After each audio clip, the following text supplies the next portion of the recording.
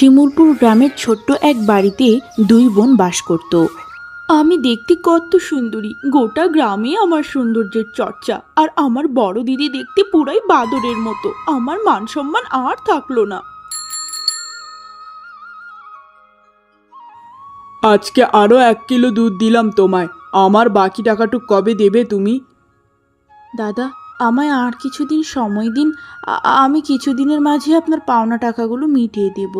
সময় দিতে দিতে তো 1 মাস পেরিয়ে গেল। এমনিতেই তোমার মতো কুৎসিত মেয়ের কাছে দুধ বিক্রি করি বলে অনেকেই আমার কাছে দুধ নিতে চায় না এখন। আমি অত্যন্ত দুঃখিত দাদা, আমার জন্য আপনাকে অনেক কষ্ট ভোগ করতে হচ্ছে। সামনের সপ্তাহেই দিয়ে দিব। এরপর জবা রান্না করতে থাকে। ঠিক তখনই ছোট বোন মালতী সেখানে আসে। আরে দিদি, তুমি কি রান্না করছো? অনেক সুন্দর সুবাস বেরিয়েছে। আমার যে ভীষণ ক্ষুধা পেয়ে গেছে দিদি। এই তো বোন, আমি ছোট মাছের তরকারি রান্না করছি ঝোল ঝোল করে। তুই একটু অপেক্ষা কর, রান্না হয়ে এলো বলে। কি কি বললে? তুমি আজকেও ছোট মাছের তরকারি রান্না করছো? এই ছোট মাছ ডাল ভাত খেতে খেতে মুখে আর ভালো লাগে না। একটু মাংসও তো খাওয়াতে পারো দিদি। তুই তো সবটাই জানিস বোন, কত কষ্ট করে সংসারটাকে সামলাতে হয়। তার উপর আমি দেখতে ভালো না দেখে কেউ আমায় কাজও দিতে চায় না। আমি তোকে কথা দিচ্ছি, কালকেই তোকে মাংস ভাত খাওয়াবো।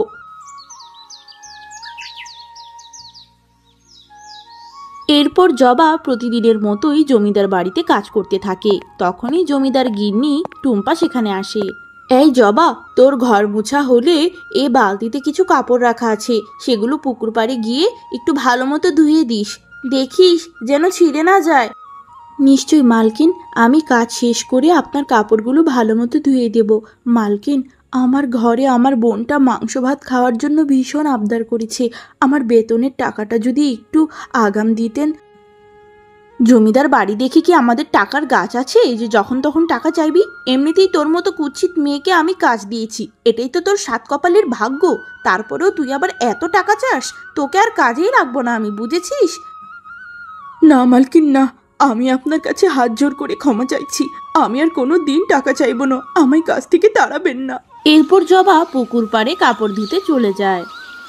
হে বিধাতা, কেউই তো আমায় টাকা দিয়ে সাহায্য করতে চায় না। এদিক দিয়ে বাড়িতে যে বোনটা আমার বসে আছে মাংস ভাত খাওয়ার জন্য, আমি কি করে টাকা জোগাড় করব?